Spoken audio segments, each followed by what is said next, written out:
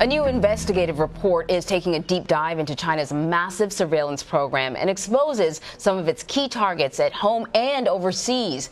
BuzzFeed News has published the article called "Spy for Us or Never Speak to Your Family Again." The report examines how China targets minorities within the country as well as exiled Chinese citizens and exiles living abroad.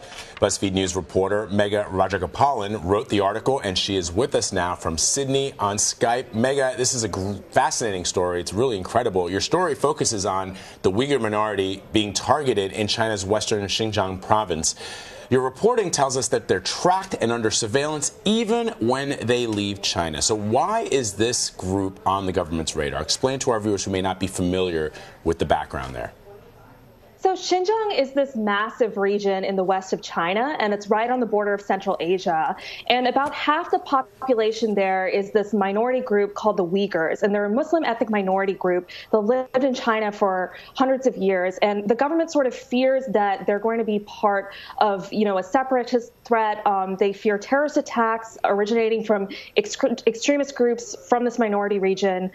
In the past, China has dealt with terrorist attacks that they've blamed on Uyghur militants. And there are credible reports of Uyghurs going to fight with extremist groups in Iraq and Syria. But by and large, what we're seeing here is the collective punishment of literally millions of ethnic minorities in China for the actions of a small handful. And that's taking place both, as you said, within Xinjiang and when they migrate overseas. So you interviewed a number of people, and one person said, if somebody just sort of up and disappears, you don't even ask any questions. Like, you just pretend like it didn't happen. I'm going to read the quote. If someone turns up dead, you cannot so much as ask what happened. There is no other government agency that has oversight over them. They are as powerful as an emperor. So how on earth did you get people willing to participate in this report and talk to them? Yeah, it was really, really difficult. There are a handful of journalists working in China and researchers on the subject, but I think the biggest problem that we have is that people are just so afraid to talk. And the threat that he was talking about in that quote, and the thing that everybody is afraid of, is that either they or their family members are going to be sent to one of these huge so-called re-education camps, which are essentially these extrajudicial prison camps that are populating by the dozen, all over this region.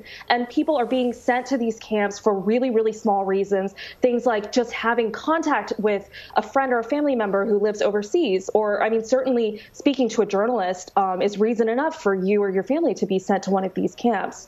So to get people to talk for this story, I really tried to target people who are already living overseas and who are willing to be quoted anonymously. And I think to a person, every single person who spoke to me for this story, they did it at extraordinary personal risk to themselves and to their families, and they did it out of just the feeling that this is a real injustice on their people that has to be exposed, even if it comes at a great personal risk.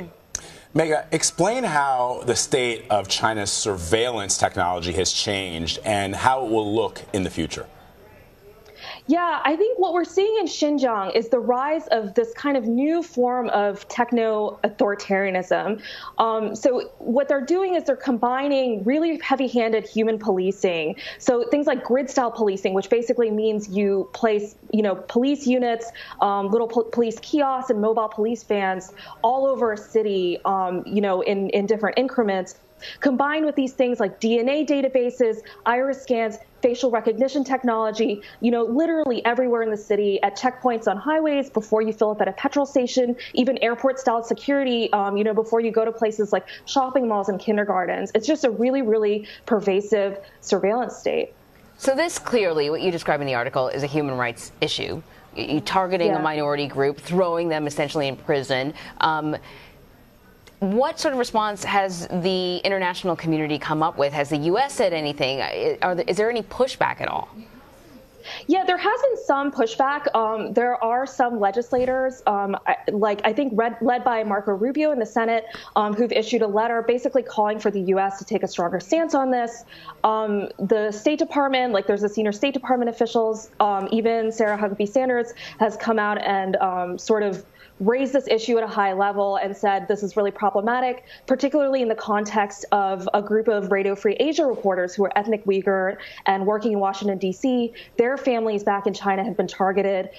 There's a State Department official who has raised the possibility of using something called the Global Magnitsky Act, which is basically a way for the U.S. to implement sanctions on officials that are credibly found to have participated in human rights violations. We haven't seen any action on that yet, and we've seen, pretty much a really muted response from much of the rest of the world, including the Muslim world and even the EU. So I think as awareness continues to grow about this issue, and frankly, as these abuses continue to grow in scope, which in all likelihood they will, I think the hope of these Uyghur groups is that there will be a greater response from the international community.